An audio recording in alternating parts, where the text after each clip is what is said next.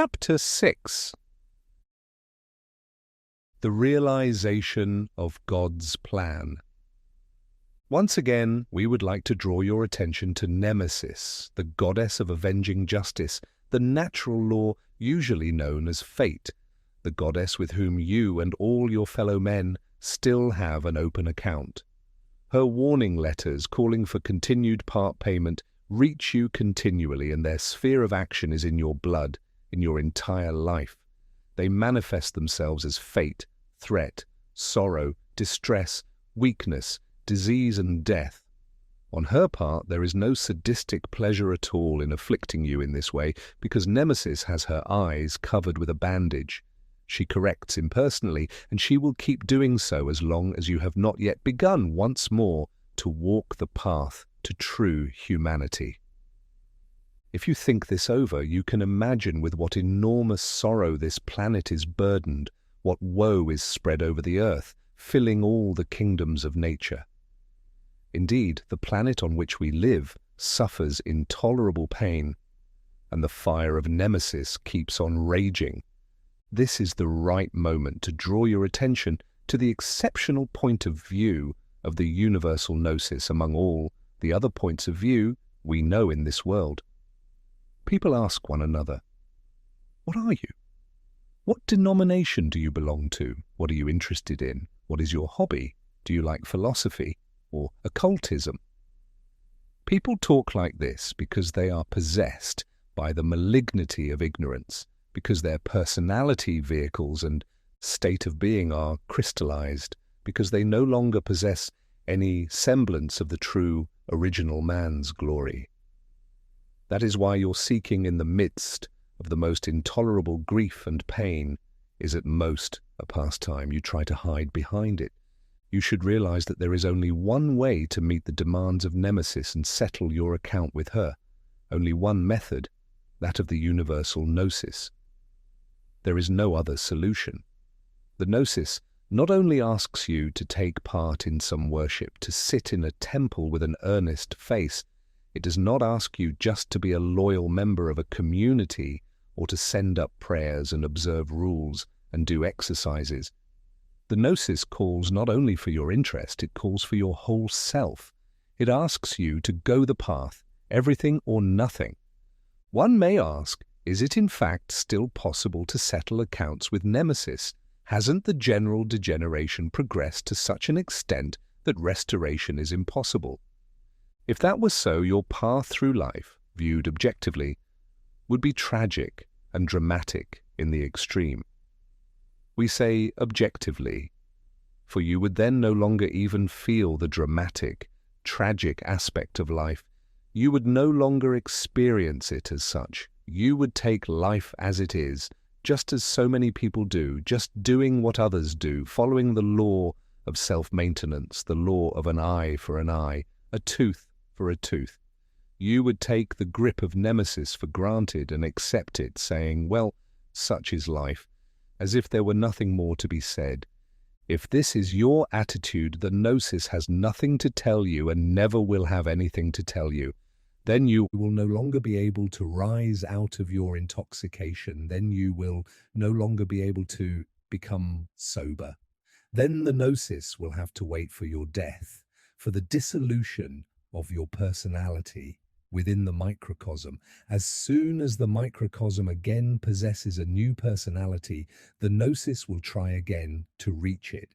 However, how much time will have to go by before that stage is reached? That is why Hermes said, "At least let those respond who can." The people gathered in a Gnostic spiritual school are mostly those who suffer pain in the ego, as a Dutch author once put it. We have had to discuss things that may have caused you pain, but it remains to be seen whether we have wounded you to such extent that you are suffering pain right to the depths of your ego. Many people suffer intolerably, but the ego, the dialectical I, still roars and tries to escape from what is intolerable in one way or another. If the school is obliged to state a truth that causes pain to the natural being in order to provide liberating insight, it may happen that some people become hardened in their I. in an attempt to escape from this woe in a manner that differs from what the gnosis teaches. When it is said that many suffer pain in the ego, this means that they are filled with pain and hopelessness right to the highest pinnacle of their dialectical state, involving all aspects of their I being. Such people experience the course of dialectics as a tragedy, as inhuman to such an extent that they protest and look for a way out. Perhaps they have not yet heard of a correcting nemesis, but intuitively they realize that the generally accepted philosophy of life is wrong. They seek the path with the pain they are suffering in the ego constantly rising. When such people have found the path, they no longer have any hesitation. They go directly and absolutely, accepting all the consequences. As a result of their experiences, they see the path as a solution, as the only possibility, as their joyful journey home to the Father. If this is the situation you find yourself in, then the last words of the fourth book will apply to you too.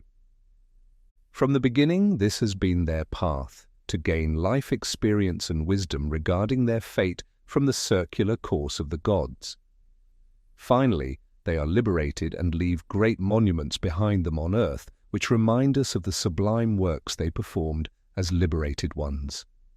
Everything in the course of time that takes away light and spreads darkness, the formation of animated flesh and of progeny in the manner of young animals, and of all human works and everything that causes withering, will be made new again by fate, by the renewal of the gods and the circular course of nature when its number has grown full. Because withering is the opposite of growing, which God has set as a task for man, grow while you increase. See Volume 1, First Book, verse 47, and this volume, Fourth Book, verse 10. For the divine is the cosmic all which has flowed together to form a unity and has been renewed through the nature, for nature too is anchored in God's omnipotence. Let us try to analyze this so that after all the serious and oppressive facts we have had to present, a clear insight will be obtained into the way the young gnosis goes with its pupils. You will have to understand that what we have in mind is not experience of life and wisdom in the ordinary sense. In the heart and head sanctuaries a very special life exists that may still be slumbering, but which nevertheless is present. Your sevenfold heart, as the Mother Isis, is capable of revealing this life, of living it. After you have entered this life, it will be granted to your heavenly heart in the head sanctuary, the purple hall in the town of Nephrite, to participate in the one absolute wisdom. You can begin immediately with this birth in Bethlehem and the victory on Golgotha, if only you are willing to tear up the garment of ignorance, of denial, the garment of the blood culture behind which you have barricaded yourself as if behind the walls of a fortress. Your entire character, your entire manner of thinking and acting, your nature-born being must be reduced to rubble. It is the basis of your malignity, the fetter of corruption, the lightless prison, the living death, the corpse with sense organs, the tomb you are carrying about with you. All these consequences of your conflicts with Nemesis, yours and those of your predecessors in the microcosm, must be nullified immediately and absolutely by you. The new morning is beckoning. The new Gnostic realm has become a reality and manifests itself in a steadily growing, powerful experience. Do you want to participate in this? You can, if only you have at your disposal an entirely new being, if only you have opened wide the doors of the still sleeping life within you. That is why what we have discussed has been placed before your consciousness in such undisguised language. The point is that you prepare yourself in time for the wedding which will be celebrated, the wedding of the Lamb, the alchemical wedding of our father-brother Christian Rosycross. Open the sevenfold heart for the light of the Gnosis and try to make this light circulate within you in the shortest possible time by means of an incessant, concentrated attention. live in a new way with all your fellow men. If you cause the light to circulate, the liberated Pimander will rise out of his grave and ascend his throne in the heavenly heart. From that moment on, the Spirit, the God within you, will take over the command of your life. Please understand that we do not want to preach or to present yet another aspect of our doctrine. The essential thing is for you to understand and consciously bear in mind that the time of fulfillment, the harvest time of this period of life, has come. If you want to go the way of the gnosis, isn't it obvious that you will have to restore the harmony between you and Nemesis, the harmony between you and the primordial law of nature in the garden of the gods? Only in this way will you be able to break through the circular courses of the gods, of the nature aeons, the circular courses that keep you imprisoned. The nature aeons will continue to exist and to fulfill their tasks forever. But as soon as you establish harmony between yourself and the primordial law, all the nature aeons, all the forces that surround and oppress you and keep you imprisoned, will lose their destructive aspects as far as you are concerned, and their great conflict with you will cease. The renewal of times not only takes place in certain periods determined by the course of the 7 rays with regard to the world. It may also occur for anyone at any moment if he is truly able to seek and to find the one life and the one wisdom and can begin to live in harmony with Nemesis. And then just watch the results. The Hermetic philosophy provides you with a broad perspective of the results that emerge when you, and evermore who go with you, walk the path of liberation and restoration. As soon as you enter the world of the living soul, you will have freed yourself from the wheel of birth and death. The soul will then no longer be bound to the flesh in dialectical nature, and if many tear themselves free of the wheel of birth and death, sexual propagation, and the birth of animated flesh, and all the ingenious human activities connected with these things will decrease. The earth, as a dark, dialectical planet, will become more and more depopulated. As nature always tries to satisfy the needs of its creatures, the planet will, as soon as this period begins and the number of the circulations of nature has grown full, enter a phase of rest, of restoration, of equilibrium with the Logos. Everything material will disappear, and all that is forced, all the necessities of this nature will cease to exist.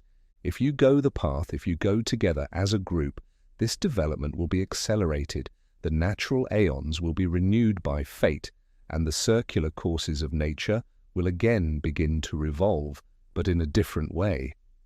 As a result of this period of rest and the disappearance of the old, our mother planet will awaken in a renewed state. The entire Earth will then have regained its equilibrium with the primordial law, with Nemesis, the goddess of divine justice. Only then will the plan of God be truly fulfilled as far as our dark planet and its dark inhabitants are concerned. The earth will become the holy earth once more, a divine workshop of which the Bible says, "The whole earth will be filled with God's glory."